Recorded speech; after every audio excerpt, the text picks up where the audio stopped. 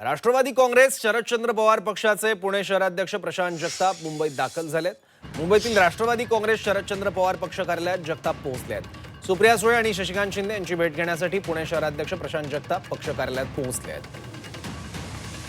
याबद्दल आणखी माहिती घेऊयात, आपले प्रतिनिधी कृष्णात पाटील आता आपल्यासोबत आहेत। कृष्णात, सुप्रिया सुळे यांनी प्रशांत जगतापांच्या राजीनाम्याचं वृत्त फेटाळलेलं आहे, पण या सगळ्या घडामोडी काय दर्शवतात?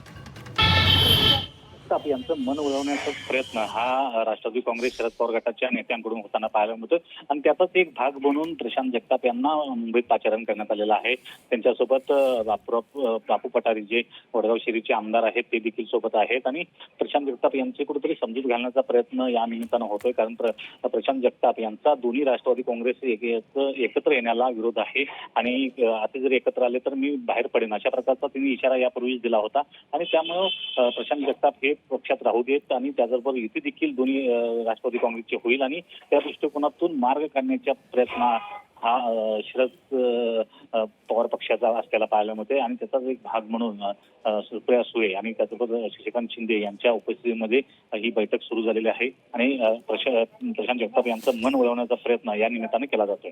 ठीक आहे कृष्णा, धन्यवाद या माहितीसाठी।